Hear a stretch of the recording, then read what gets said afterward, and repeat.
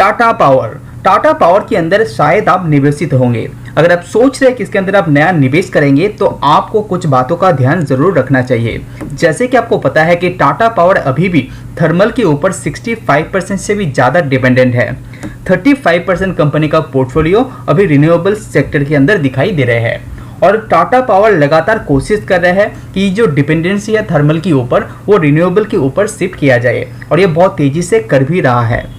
तो आज के इस वीडियो के अंदर हम लोग बात करेंगे टाटा पावर का रिन्यूएबल पोर्टफोलियो के बारे में।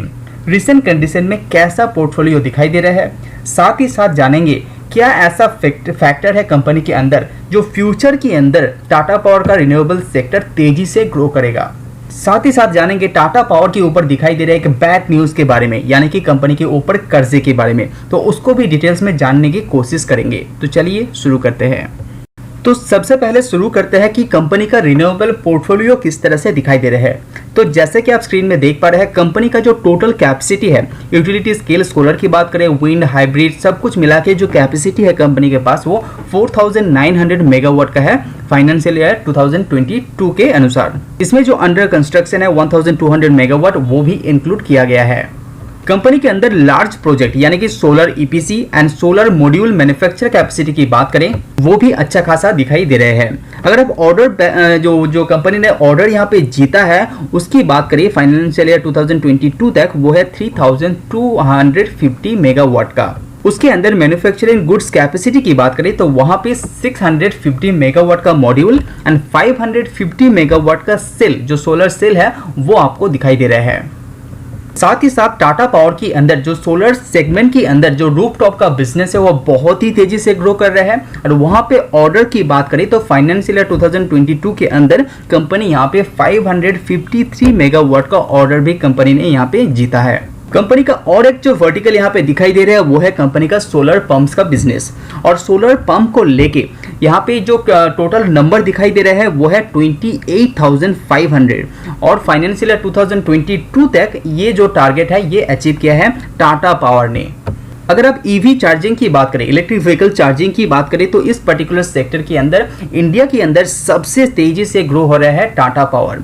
और इसको आप डिटेल्स में देखते हैं तो जो घरों में लगाया जाता है जो टाटा पावर का जो चार्जिंग स्टेशन वो आप टोटल काउंट करते हैं तो 13,107 यहाँ पे दिखाई देगा। इंडिया के अंदर बहुत सारा स्टेट ऐसा भी है कि जहाँ पे इलेक्ट्रिक व्हीकल्स तो बेच रहा है लेकिन अभी भी इलेक्ट्रिक जो व्हीकल का चार्जिंग पॉइंट है वो अभी तक तैयार होकर रेडी नहीं हुआ है। तो यहाँ पे घरों में उसका ईवी का जो चार्जिंग पॉइंट है वो लगाना पड़ रहा है। तो उस हिसाब से आप देखते हैं तो 13,107 इंडिया के अंदर फाइनेंशियल ईयर 2022 तक टाटा पावर ने यहाँ पे लगाया है। कैप्टिव फ्लीट की बात करें तो 136 एंड पब्लिक सेक्टर की बात करें तो 1871 और बास ईवी चार्जिंग के सिस्टम बात करें तो वहां पे दिखाई देगा 212 यहाँ पे रिसेंट कंडीशन में। तो ये हो गया टाटा पावर का रिसेंट पोर्टफोलियो। अगर आप फ्यूचर ग्रोथ के बारे में सोच रहे हैं तो रूफटॉप बिजनेस पिछले 5 सालों में 10 गुना हो चुका है। अब अंदाजा लगाइए कि 5 सालों में 10 गुना हो चुका है और इसी तेजी से ये ग्रो करने वाला है ऐसा एनालिस्ट का मानना है। तो आप अंदाजा लगा सकते हैं किस तरह से रूफटॉप का बिजनेस कंपनी यहाँ पे ग्रो करेगा और टाटा पावर यहाँ पे फर्स्ट मूवर एडवांटेज यहाँ पे हमेशा लेता रहेगा।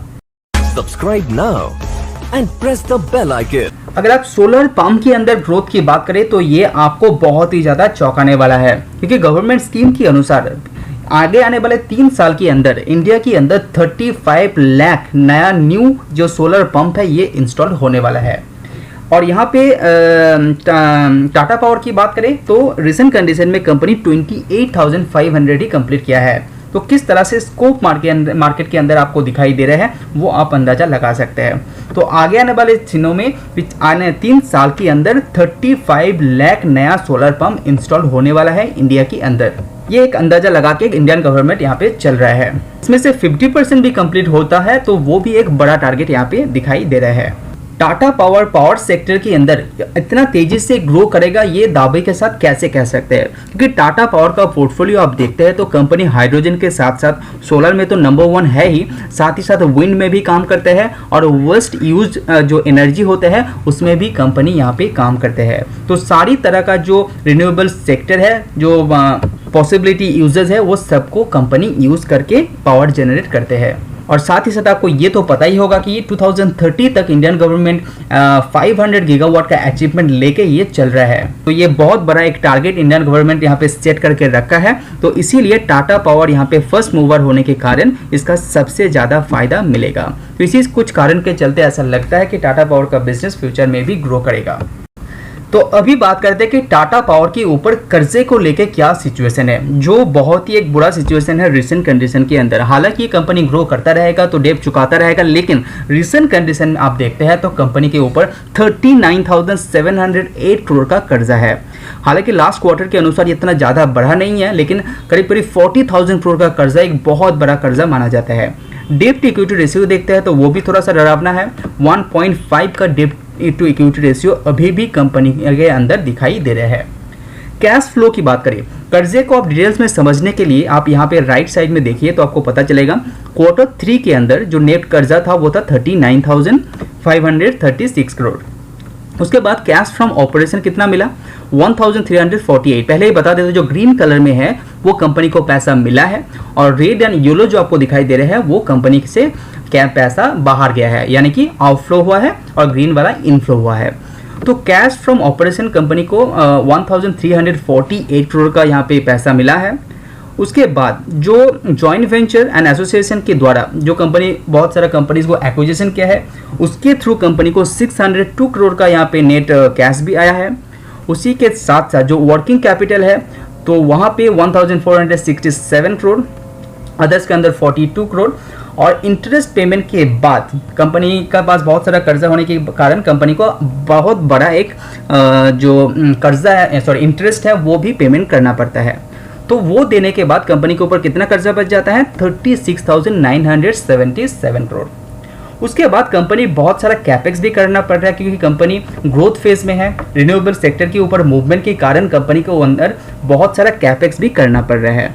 तो कंपनी कैपेक्स आप जुड़ लेते हैं तो उसके बाद जो नेट कर्जा दिखाई दे रहा है वो है 39,708 करोड़।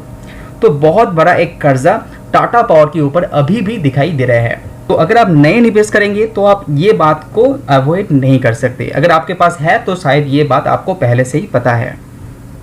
अगर आप कंपनी का डेप्ट को डिटेल्स में देखते हैं तो लॉन्ग टर्म जो डेप्ट है कंपनी का वो है 32,729 करोड़। जो लास्ट क्वार्टर के अनुसार में यहाँ पे लॉन्ग टर्म का कर्जा थोड़ा सा बढ़ गया है, यानी कि शॉर्ट टर्म का जो कर्जा है वो कंपनी थोड़ा सा कम कर दिया है। तो शॉर्ट टर्म के अंदर जो कर्जा हमेशा रहता है उसको पहले चुकाना पड़ता है, और लॉन्ग टर्म का जो कर्जा है वो कंपनी धीरे धीरे चुका सकते हैं। तो टोटल डेप्ट कितना आ गया, ग्रॉस डेप्ट की बात करें तो करीब करीब यहाँ पे 47,590 करोड़ का ग्रॉस डेप्ट दिखाई दे रहा है, जो लास्ट क्वार्टर में भी इसी के आसपास यहाँ पे था। उसके बाद टोटल कैश और बाकी सब जो कैश है उसको निकालने के बाद जो कर्जा बचता है वो 39,708 करोड़ का दिखाई दे रहा है। डेप्ट टू इक्विटी का रेशियो 1.58 से कम होकर 1.53 में आ गया है। तो यहाँ पे ध्यान देने वाले बात यह है कि कंपनी के पास ग्रॉस डेप्ट के साथ साथ नेट डेप्ट भी देखते हैं तो दोनों ही थोड़ा सा चौंकाने वाला है। तो इसको भी आपको अवॉइड नहीं करना चाहिए अगर आप निवेश करेंगे, अगर आपके पास है तभी भी। बाकी ग्रोथ अच्छा है, रिन्यूएबल सेक्टर अच्छा कर रहा है। टाटा पावर जो जितना भी ग्रोथ प्रोजेक्शन करके चल रहा है वो कंपनी अचीव भी कर रहा है। कंपनी बहुत ही ज़्यादा पॉजिटिव दिखाई दे रहा है, लेकिन बिहाइंड द सीन जो यहाँ पे चल रहा है कंपनी का कर्जे को लेके उसको आप ध्यान से हमेशा रखिए। वीडियो पसंद आए तो लाइक जरूर कीजिए। आज वीडियो में इतना ही। See you on next video. Subscribe now and press the bell icon. Never miss an update. Subscribe now and press the bell icon. Never miss an update.